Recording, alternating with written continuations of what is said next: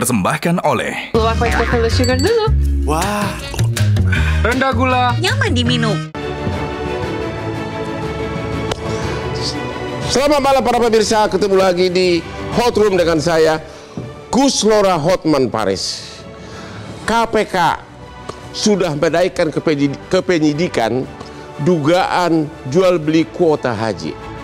Adanya tambahan kuota haji sebanyak 20.000, harusnya menurut undang-undang jatah untuk haji reguler 92%, sedangkan untuk haji khusus 8%. Akan tetapi kenyataannya yang diberikan untuk haji khusus melalui travel ada sekitar 50%, atau ada 8.400 yang harusnya kuota reguler, haji reguler, tapi dijual dengan haji khusus. Pertanyaannya, apakah travel yang menjual kuota ini menyetorkannya ke kas negara dengan tarif haji reguler atau haji khusus? Kalau memang tetap disetorkan dengan haji khusus, di mana korupsinya?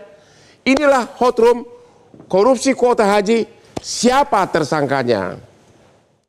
Yang seharusnya berdasarkan, kalau tidak salah, mohon dikoreksi nanti ya, tidak terkait Undang-Undang Nomor 8 Tahun 2018 kalau tidak salah, ya di situ bahwa pembagian untuk kuota haji itu 92% untuk reguler dan 8% untuk khusus, ya seperti itu.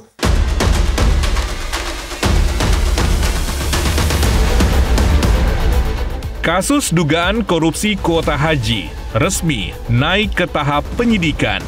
Aparat penegak hukum kini bergerak membongkar dugaan permainan yang mencoreng ibadah suci. Kasus ini bermula dari laporan adanya penambahan kuota haji yang diduga disalahgunakan.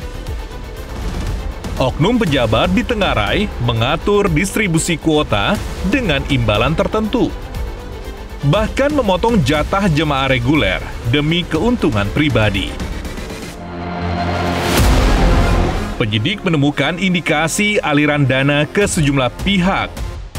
Dugaan praktik jual beli kuota melibatkan jaringan luas. Mulai dari biro perjalanan hingga pejabat tinggi. Nilai kerugian negara ditaksir mencapai miliaran rupiah. Akibatnya, ribuan calon jemaah terpaksa tertunda berangkat. Ironis, karena banyak di antaranya sudah menunggu bertahun-tahun dan berada di usia senja. Kasus ini kini memasuki babak baru. Publik menunggu, apakah penyidikan akan menjerat aktor utama atau justru berhenti di tengah jalan? Satu hal yang pasti, ibadah haji seharusnya tak ternodai oleh praktik kotor.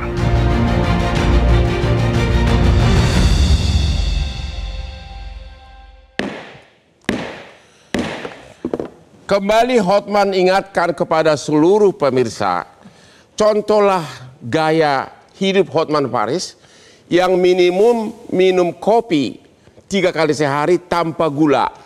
Kopi luwak hitam premium. Bayangkan 43 tahun bekerja sebagai pengacara, tetap semangat kerja, tidak beda dengan usia 30-an. Inilah kopi luwak hitam premium. Mantap, aman di lambung. Benar nggak itu Pak Yasin? Ya? Mantap ya. Oke, Pak Yasin, kita langsung fokus. 20.000 tambahan kuota. Harusnya kan hanya 1.600 yang untuk jatah haji khusus. Tapi ternyata dikasih 10.000. Berarti ada 8.400 kuota yang disalahgunakan. Yang harusnya jatah haji reguler tapi dikasih haji khusus. Travel menjualnya tentu dengan haji khusus. Pertanyaannya, setor ke kas ke Kemenak tarif apa? Ya, itu diduga itu mengalirnya juga tidak ke kas negara. Oke. Tapi dinikmati oleh kelompok yang sengaja, itu sengaja ya. Berarti sengaja. Ada mensrea atau evil intention, jadi niat jahatnya itu untuk menjual dengan harga yang lebih tinggi, dia dapat margin dari itu, kerugian masyarakat dan juga kerugian negara. Ya. Yang seharusnya alokasinya itu adalah kepada haji reguler. Haji reguler. Ya, jadi kelebihan yang setelah kami hitung ya berdasarkan KMA nomor 130 15 Januari tahun 2024 itu, di mana dibagi 50% dari 20.000 itu. Ya. Sehingga yang seharusnya haji reguler itu menerima 221.000, sedangkan untuk haji khusus itu 19.290, tapi faktanya yang berangkat untuk haji khusus itu adalah 29.661. Berarti dijualnya dengan tarif haji khusus? Ya, dengan tarif haji khusus. Kalau misalnya itu ya hitung-hitungan secara manual itu adalah 200 juta kali 10.731 itu 2 triliun lebih. Jadi hitungan sementara dari KPK itu 1 triliun lebih, itu ya mungkin baru tahap awal lah. Ya. BPK yang akan membenarkan nanti, saya yakin bahwa itu kerugian negaranya akan lebih dari 2 triliun. Ya. Tapi konteksnya tidak hanya itu saja. Kerugian yang diderita oleh masyarakat karena mengularnya antrian menunggu jangka panjangnya itu adalah 17 tahun sampai 47 tahun. Nah, itu belum tentu kalau yang sekarang tuh umurnya misalnya 65, 67 itu bisa berangkat karena harus ngantri lebih lama lagi, tidak hanya sekedar misalnya ya 17 tahun, tapi bisa tambah itu 20 tahun atau lebih dari Menurut itu. Bapak siapa pelakunya ini? Apakah sampai level Menteri Agama? Atau apakah mungkin itu terjadi tanpa melibatkan semua pejabat pembuat decision di kementerian? Pembuat decision karena itu wujud dari apa itu namanya legal dokumennya itu berbentuk KMA. KMA itu kan keputusan Menteri Agama. Ya jelas mantan Menteri Agama itu yang mempunyai decision itu setelah dirapatkan dengan para pejabat yang ada di lingkungan Kemenak, Dirjen ya mungkin juga termasuk Irjennya, ya itu juga bisa saja ikut bersama-sama untuk menyiapkan KMA yang salah itu. Berarti keputusan 50% dari 20.000 ini kepada menjadi haji khusus, itu dengan keputusan Menteri Agama? Keputusan Menteri Resmi Agama. tertulis? Resmi tertulis melalui keputusan Menteri Agama nomornya 130, tanggalnya 15 Januari. Menyebutkan dari 20.000, 50% untuk haji khusus. Dan harusnya 8%. Ya, seharusnya ya 8% dari 20.000. Oke, kalau begitu Bapak sudah menjawab dengan tepat angka-angkanya, berarti Bapak bisa jawab dong, kira-kira bakal tersangka siapa di KPK? Ya pembuat aturan itu. Yaitu siapa? Yaitu mantan menterinya. Oke, mantan Terus ditambah lagi para jajaran yang semua ikut menyokong, mempersiapkan surat itu.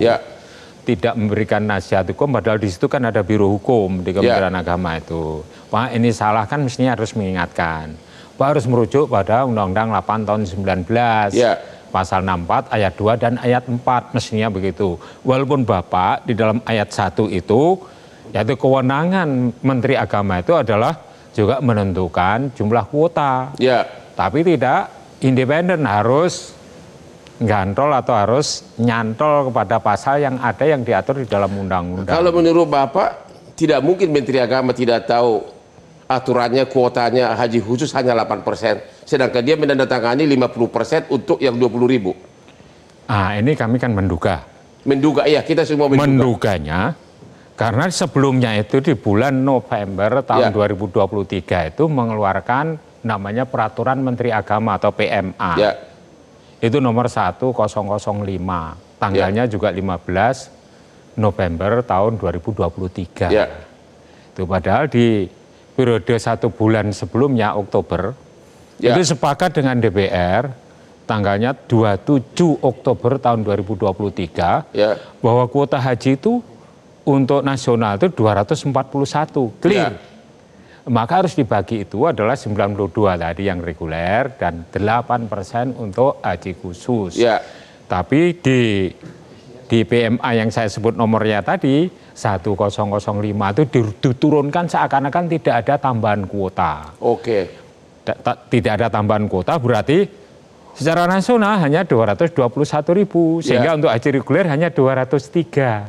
Ini udah ada niat-niat untuk membelokkan. Padahal berarti saya menghitung ada 8.400 yang harusnya haji reguler tapi jadi haji khusus. Menurut yang Bapak dengar, itu dijual belikan ke travel, tarifnya berapa? Minimal 200, itu makanya saya bisa menyebutkan yang pejabat terima yang Bapak dengar gitu loh. Satu kuota, satu kepala dapat jatah berapa gitu loh. Pejabat kementerian. Ya itu sudah masuk di materi penyidikan. Yang bisa menjawab itu adalah penyidik kalau itu. Gosipnya, aku tanya gosip. Tapi udah di-spill oleh Deputi Penindakan. Nah itu sudah ada ini. Saya kira tidak hanya pasal 3 Undang-Undang 31 tahun 99 saja ini. Kan juga ditempel dengan Undang-Undang Pencucian Uang, Undang-Undang nomor 8 tahun 2010. Atau kebalik, Undang-Undang 10 tahun 2008. Ini pertanyaan kunci karena saya ini kan memang ahli hukum juga. Ini pertanyaan kunci. Kan dari 20.000 ini kan 8.400 yang disalahgunakan. Yang harusnya tarif reguler tapi tarif khusus. Tarif khusus lebih mahal. Pertanyaannya, yang disetorkan kemana tadi? Ke rekeningnya haji ke BPIH itu. Bapak tahu nggak berapa tarif khusus atau tarif reguler? Ya tarifnya tarif haji khusus, jumlahnya nih Bang Hotman ya, saya jelaskan. Tidak hanya 8.000, kelebihan dari kuota itu kita hitung adalah 10.731. Itu kalau dikalikan 200 dibagi travel yang jumlahnya itu perkiraan dari informasi dari staf kami yang masih di Ijen yaitu kira-kira ada 9 travel yang menerima jumlah besar dari 10.700 tadi. Oke, 10.700 itu harusnya tarif reguler. Tapi dijual tarif khusus. Dan disetorkan ke badan apa tadi?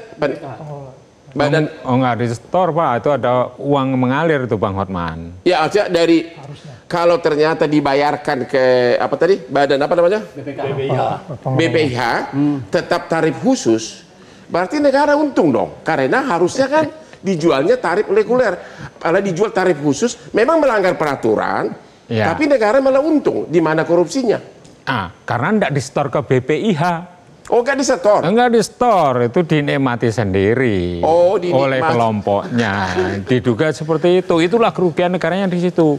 Kerugian negara dan kerugian masyarakat. Ya, kerugian masyarakat jelas ada. Maka cocoknya itu di pasal 3 Undang-Undang 3199. Wah, ini cocok jadi ketua KPK. Gimana nih, Pak Saud? Udah pernah ketua itu senior saya dia. Ya makanya. Pak Saud gimana? Tadi kan yang Anda dengar benar nggak dijual tarif haji khusus, tapi yang disetorkan oleh travel tarif apa ke lembaga itu tadi, ke badan apa itu BPIH tadi?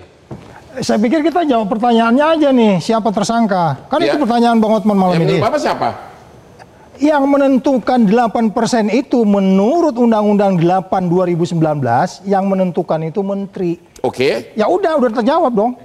Siapa yang bakal... Tapi kan tidak ada korupsi kalau tidak ada kerugian negara. Kan, perdebatannya adalah yang jumlahnya 20.000 kuota itu diubah, yang 8% itu yang menentukan siapa, sehingga kemudian itu jadi 50%. Ya, saya setuju itu melanggar aturan, tapi kita istirahat dulu. Saya udah diteriakin terus nih. Temu lagi di Hot Room.